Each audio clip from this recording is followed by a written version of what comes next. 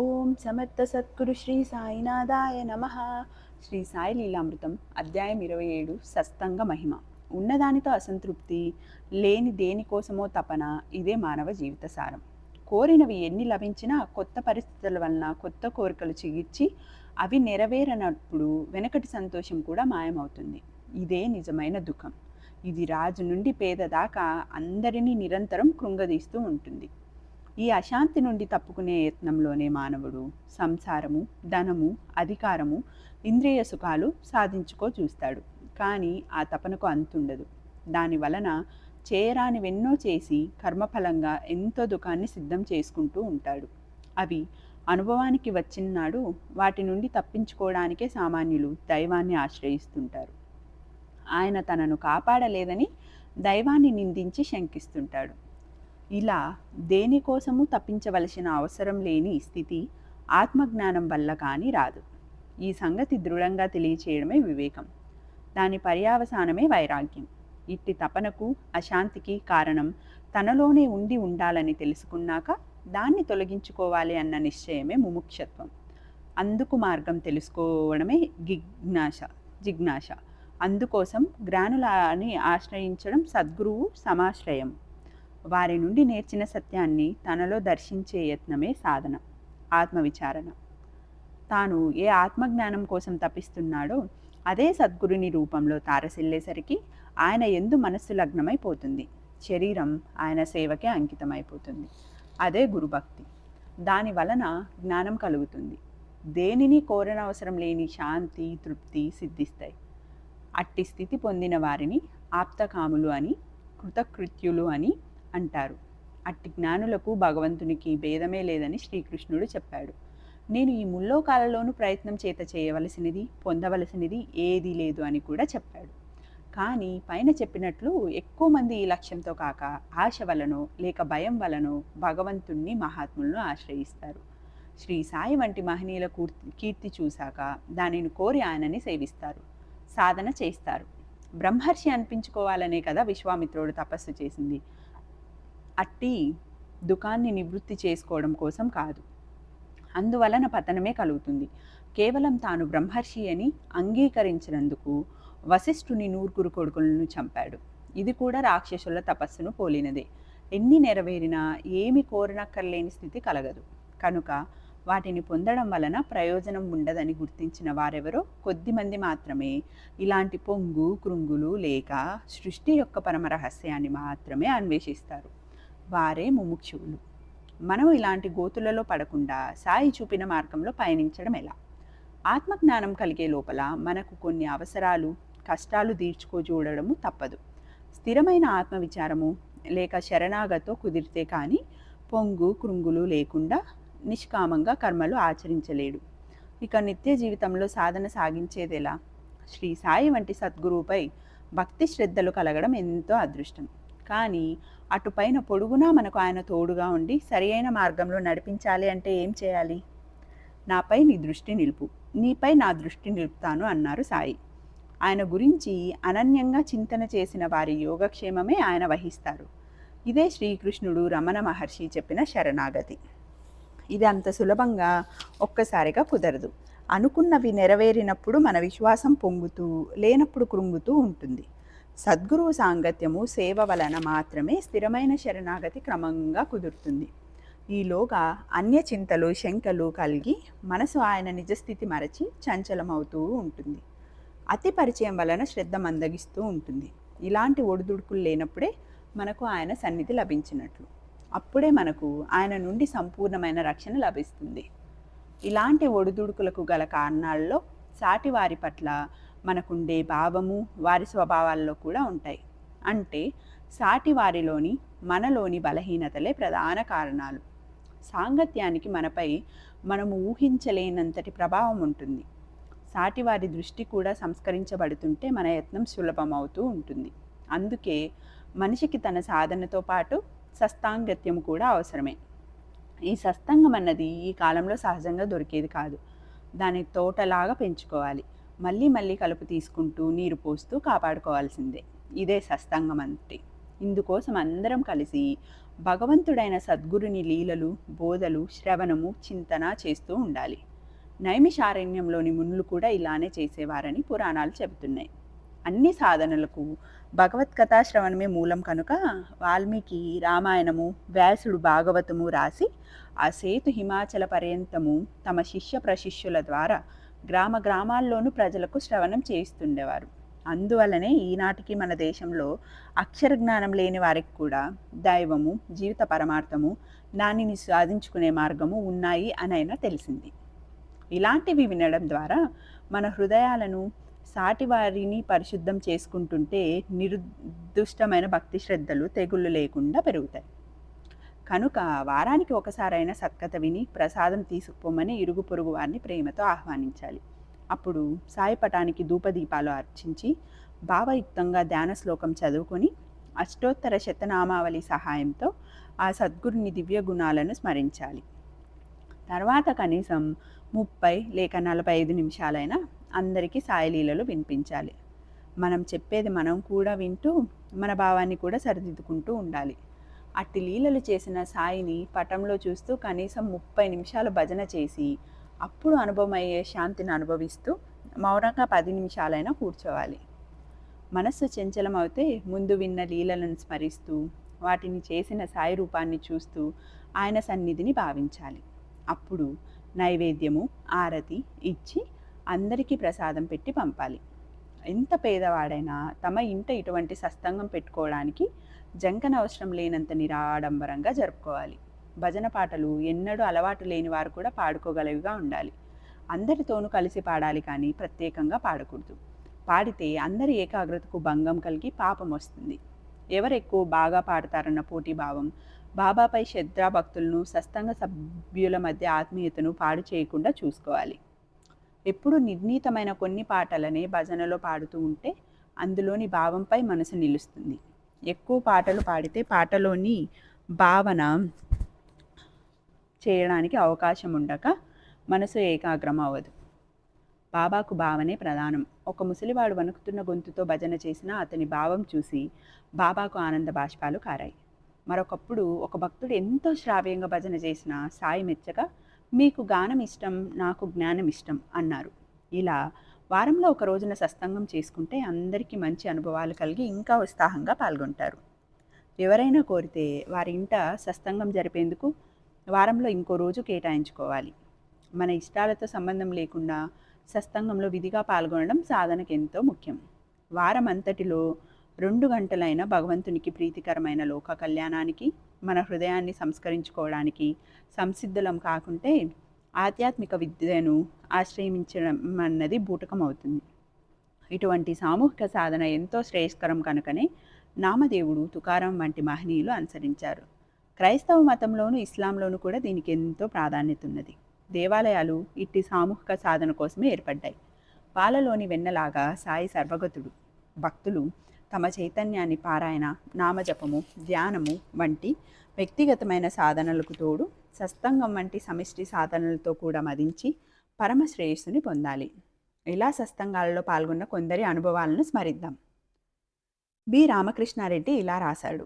చిన్నప్పటి నుండి నేను శ్రీరాముని పూజించేవాడిని. కాలేజీలో చేరాక నా భక్తి తగ్గిపోయింది. కానీ పూజశ్రీ మాస్టర్ గారి పరిచయంతో మరలా తీవ్రమైంది. మాస్టర్ గారి వద్ద రోజు సత్సంగంలో బాబా గురించి వింటుంటే ఆయననే పూజించాలి అనిపించేది. మాస్టర్ గారిని అడిగితే కొన్ని రోజులకు అది నీకే తెలుస్తుంది అన్నారు. తర్వాత వారి ఆశీస్సులతో చీరాల స్వామి, రంగన్న బాబు గారు మొదలైన మహాత్ముల్ని దర్శించాను. తర్వాత ఒకరోజు బాబా కలలో కనిపించి, నీవు నా రూపాన్ని ధ్యానించు, మేలవుతుంది, రామునికి నాకు భేదం లేదు అన్నారు. అలానే చేయసాగాను. ఏప్రిల్ 10, 1975 సంవత్సరం పూజ్యశ్రీ మాస్టర్ గారు ఊరికి వెళ్తూ నన్ను వారింట్లో పూజ చేస్తూ ఉండమన్నారు. 13వ తేదీ అర్ధరాత్రి ధ్యానం చేసి పడుకున్నాను. ఇంకా నిద్ర పట్టలేదు. బాబా స్పష్టంగా నిల్చొని కనిపించి, మీ నాన్న 5 టెంకాయలు షిరిడీకి మొక్కుకొని చాలా సంవత్సరాలైంది. వాటిలో 3 కాయలు గురువారం ఇక్కడ కొట్టు అన్నారు. ఆయన ఉత్తరముఖంగా కూర్చొని, నీ గురువెవరు అన్నారు. నేను మాస్టారేనని చెప్పాక నాకు ఒక రహస్యం చెప్పి 3 రోజులకు ఒకసారి శ్రీ సాయి లీలామృతం పారాయణ చేయమన్నారు. నాకు ఆనంద బాష్పాలు రాలుతున్నాయి. ఆయన పక్కనే కుక్కలున్నాయి. భయం వేసి లైట్ వేశాను. ఆయన నా కళ్ళ ముందే అదృశ్యులయ్యారు. తెల్లవారి మా నాన్నకు ఉత్తరం రాశాను. తాము శివునికి 5 టెంకాయలు మొక్కుకొని ఇంకా చెల్లించలేదని ఆయన జాబు రాశారు. జనవరి 1975లో చివరి గురువారం నా సహోపాధ్యాయులతో కలిసి రఘు అనే యువకుడు వచ్చి నాతో మాట్లాడి వెళ్ళాడు. తర్వాత ఫిబ్రవరి 10న మద్రాసు నుండి రఘు నాకు ఇలా రాశాడు. తిరుగు ప్రయాణంలో నేను గూడూరు బస్టాండ్లో హోటల్కి వెళ్తుండగా కాషాయ వస్త్రాలు, విభూది, కుంకుమ ధరించిన సుమారు 50 సంవత్సరాలు వయసున్న ఒక ఆమె నన్ను పేరు పెట్టి పిలిచి టీ, రొట్టెల కోసం 30 పైసలు అడిగి తీసుకొని విద్యానగర్ నుంచి వస్తున్నావా అన్నారు. నేను మిమ్మల్ని కలిశానని చెప్పాను. ఆమె మీ కలయిక కాకతాళీయం కాదు, ముందే నిర్ణయమైంది, గమ్యానికి సాగిపో, మధ్యలో ఆగవద్దు అని తక్షణమే వెళ్ళిపోయారు. నాటి రాత్రి నాకు స్వప్నం వచ్చింది. నేను గాలిలో తేలుతూ ఒక మహనీయుని వద్దకు వెళ్ళాను. నేను నమస్కరించగానే ఆయన ప్రేమగా ప్రవర్ చెప్పి నమస్కరించు అన్నారు.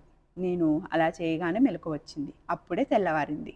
ఆయన సాయిబాబా లాగా ఉన్నారు. నా జీవితం అంతా ఆయన సేవ చేయాలనిపించి ఉద్యోగానికి రాజీనామా ఇచ్చాను.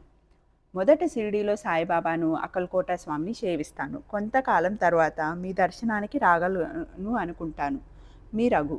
ఒక బద్ధజీవి తీవ్ర ముముక్షువయ్యాడు. ఏప్రిల్ 1973లో ఒకనాడు ఉదయం 7:30 గంటలకు నేను, నా పక్కింట్లో ఉన్న ఉపాధ్యాయుడు రాధాకృష్ణ కలిసి కాలేజీకి వెళ్ళాం.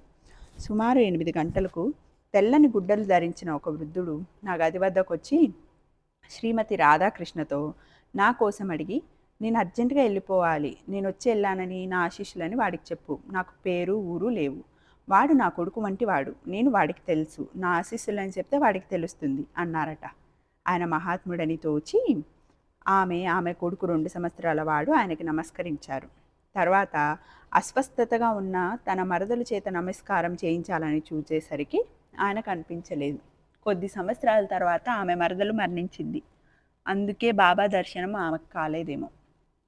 పక్కన గ్రామానికి చెందిన కోటేశ్వరికి టాన్సిల్స్ బాగా పెరగడం చేత అమ్మాయి ఎదగలేదు. సాయి చరిత్ర పారాయణ ప్రారంభించిన కొద్ది రోజులకి ఒక గురువారం రాత్రి ఆమెకు స్వప్నం వచ్చింది. ఒక ఆసుపత్రిలో సాయిబాబా డాక్టర్, పోలేరమ్మ నర్సు, క్షేత్రపోల స్వామి కాంపౌండర్గాను కనిపించి ఆమెను కుర్చీలో కూర్చోబెట్టారు. పోలేరమ్మ భయం లేదు, నోరు తెరువు అన్నది. ఆమె తెరిస్తే బాబా ఆపరేషన్ చేశారు. తర్వాత మెలకువ వచ్చింది. నాటితో వ్యాధి తగ్గిపోయింది. ఎంకే ఆనంద వెంకటేశ్వర్లు ఇలా రాశాడు. నా తమ్ముడు శేషుబనికి 3వ నెలలో పోలియో వచ్చి 10 ఏళ్ల వాళ్ళైనా నిలబడలేకపోయేవాడు.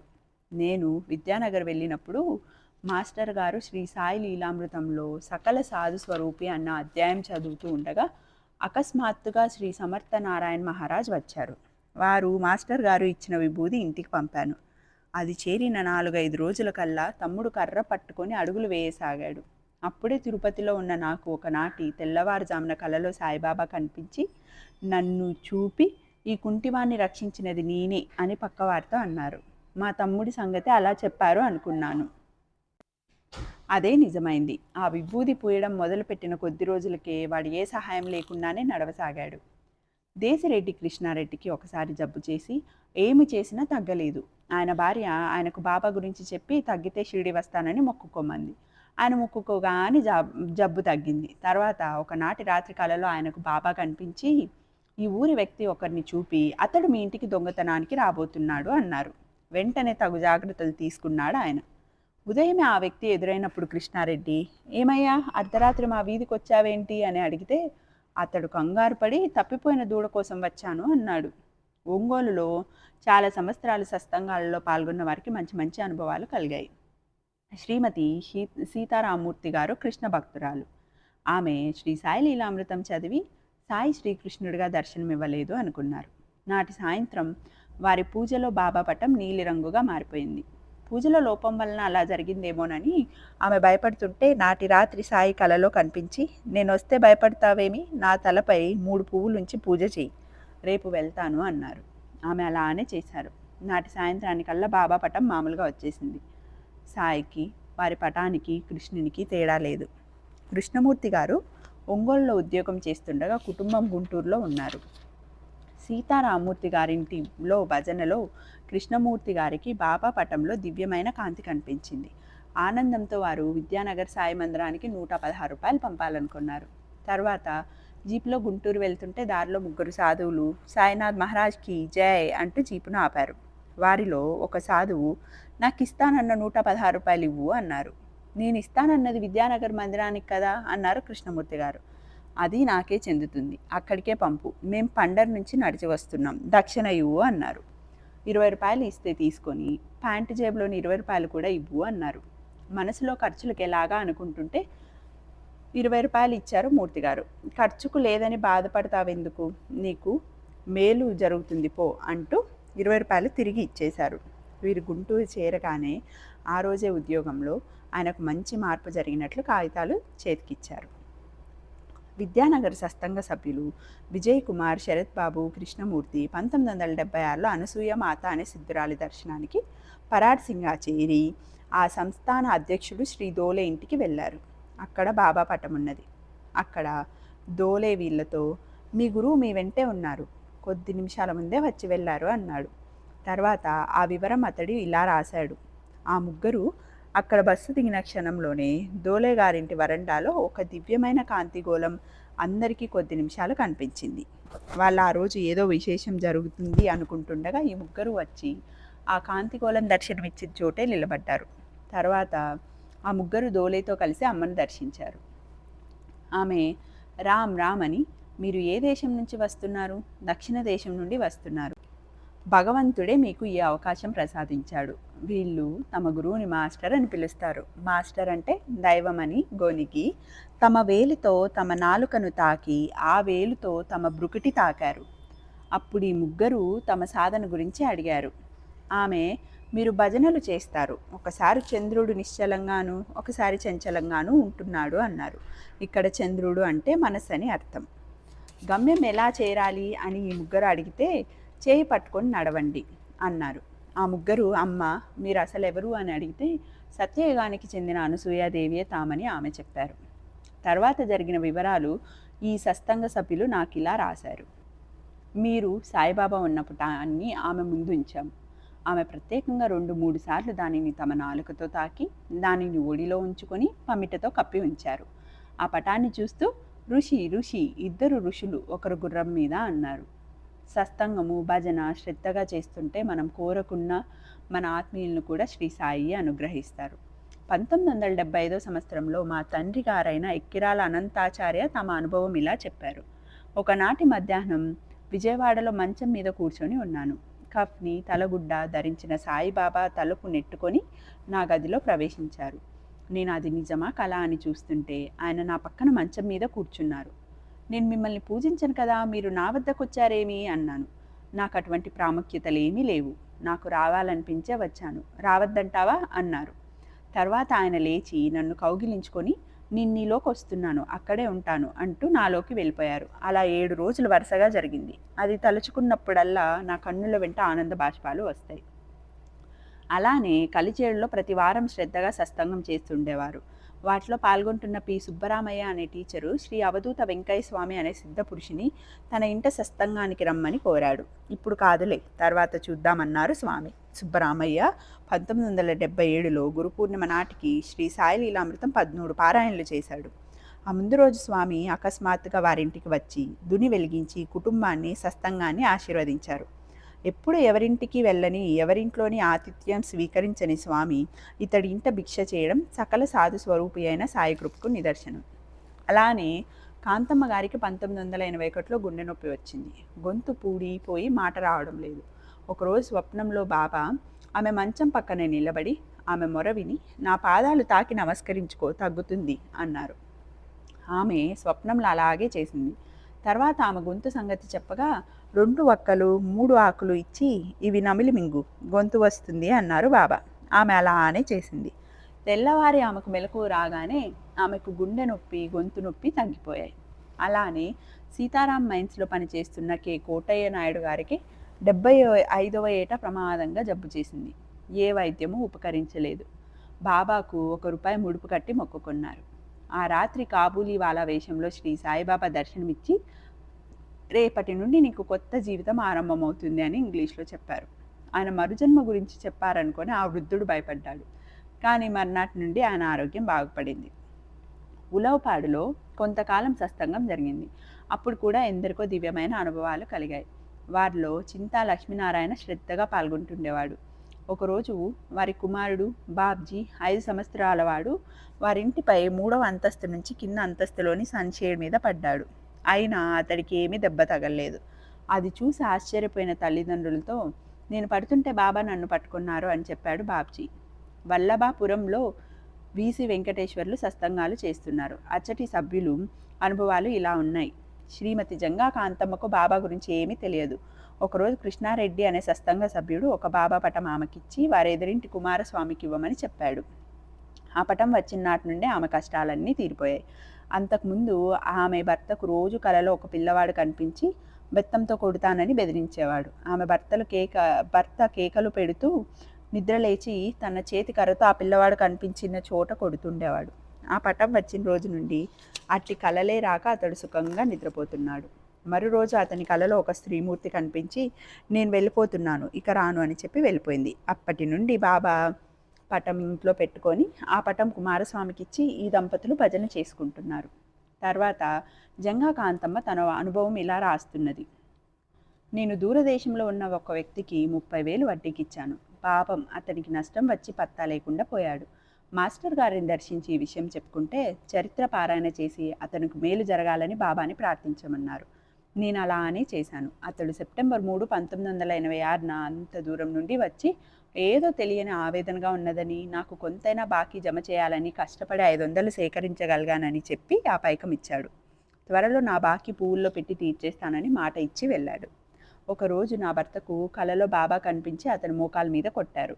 ఎంతో కాలంగా అతనిని బాధిస్తున్న మోకాటి నొప్పి అంతటితో మాయమైంది. సత్సంగంలో మాకెంతో ఆనందం కలుగుతున్నది. కుమారస్వామి ఇలా రాశాడు. నా 2వ కూతురు వివాహం చేశాం, కానీ ఆమె అత్తింటి పరిస్థితులు తెలుసుకొని ఆమెను కాపురానికి పంపలేదు. మాస్టర్ గారిని అడిగితే శ్రీ సాయి లీలామృతం పారాయణ చేసి సమస్య బాబాకు చెప్పుకొని అమ్మాయిని అత్తింటి గారికి పంపమన్నారు. నేను పారాయణ పూజ ప్రారంభించిన వారంలో మా అల్లుడు అతని తల్లి వచ్చి అమ్మాయిని తీసుకెళ్లారు. ఇప్పుడు అమ్మాయిని వారు ఎంతో ప్రేమగా చూసుకుంటున్నారు. అంతకుముందు భవిష్యత్తు అంధకారంగా కనిపించి రాత్రిళ్ళు నిద్ర పట్టక ఆత్మహత్య చేసుకోవాలనుకునేవాడిని. ఇప్పుడు సత్సంగాలకు హాజరవుతూ మనశ్శాంతి పొందుతున్నాను. ఇంతటితో అధ్యాయం 27 ముగిసింది. ఓం సాయిరామ్.